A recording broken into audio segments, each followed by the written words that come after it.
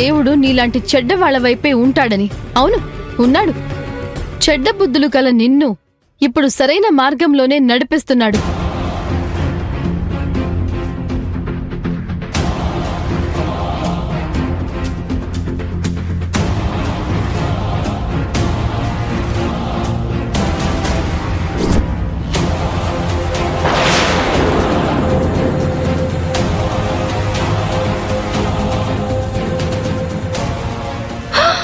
అయ్యయ్యో, జింకల కోసం వేసిన ఉచ్చులో సింహమే పడినట్టు మా అత్తయ్య మావయ్యల కోసం పన్నిన వలలో నువ్వే చిక్కుకుని కూర్చున్నావు.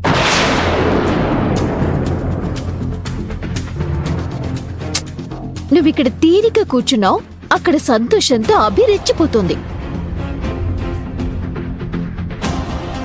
నువ్వు ఎవరినైతే చీకట్లో బంధించాలని చూసావో వాళ్ళు కొత్తగా రెక్కలొచ్చిన పక్షుల్లా ఇప్పుడు అభి ఇచ్చిన స్వేచ్ఛతో ఆనందంగా ఎగురుతూ మురిసిపోతున్నారు. మురిసిపోవడమేనా? ముందు చూపుతో అందమైన భవిష్యత్తు సృష్టించుకోవడం కోసం ఆరాటపడుతున్నారు. వ్యాపార సామ్రాజ్యం నిర్మించుకోవాలని కలలు కంటున్నారు.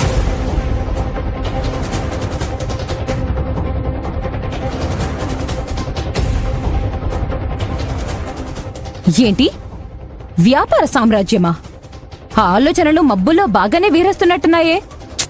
అవును కనిష్క, నువ్వు లేకపోవటంతో వాళ్ళ ఆశల కాళ్లకి చక్రాలు మొలుస్తున్నాయి.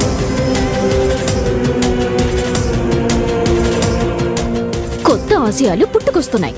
మనమిలా చూస్తూ కూర్చుంటే అందరూ అభి మాట వింటూ అభికి దాసోహం అవుతూ కుటుంబాన్ని ఒక ఆనంద నిలయంలా మార్చుకోవాలని చూస్తున్నారు.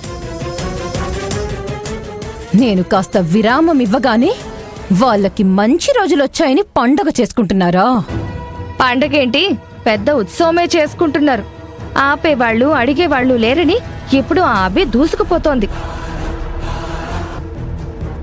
నేను 4 గోడల మధ్య కూర్చోవటంతో ఆ అభికి అన్ని అడ్డంకులు తొలగిపోయాయి అనుకుంటుందా? ఈ మాత్రం దానికే దూకుడు చూపిస్తుందా? అసలే ఇప్పుడు దాని పేరు మీద ఆస్తులున్నాయి. మన ఇంటికి వెళ్ళింది కదా, పసుపు కుంకాల పేరుతో పొలం రాయించుకుని వచ్చింది. ఆ పొలం అమ్మి బిజినెస్ లు స్టార్ట్ చేస్తారంట.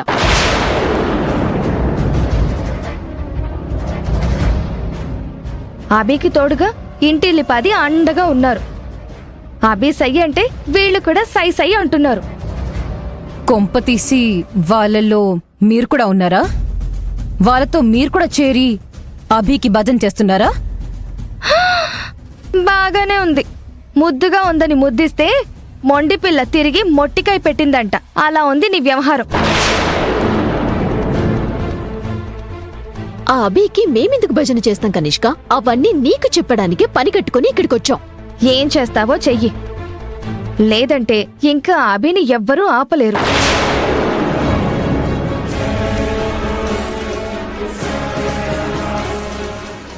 చేస్తాను, నేనే చేస్తాను. దాన్ని ఆ పొలం అమ్మనివ్వను, వ్యాపారం మొదలు పెట్టనివ్వను. అరచేతిని అడ్డుపెట్టి సూర్యుణ్ణి ఆపలేరు, గోడను అడ్డుపెట్టి వర్షాన్ని ఆపలేరు. ఈ కనిష్క ఒక ప్రళయం. అలాంటి నన్ను ఈ 4 గోడల మధ్య పెట్టినంత మాత్రాన ఎవ్వరూ ఆపలేరు.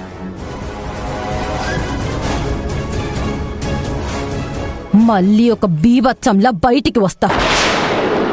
అభికి నిద్ర పట్టని ఒక పీడకరలా మారతాను.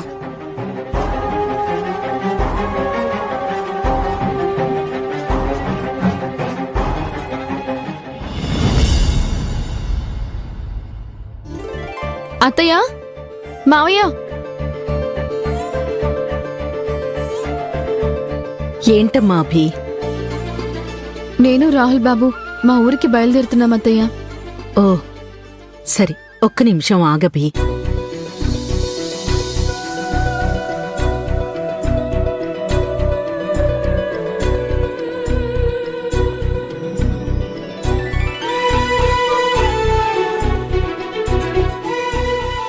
అభి, ఇవి తీసుకో. ఏంటత్తయ్య గారు ఇవి? మీ అమ్మకి నాన్నకి బట్టలమ్మా. అమ్మ వాళ్ళకి బట్టలా? అవునభి,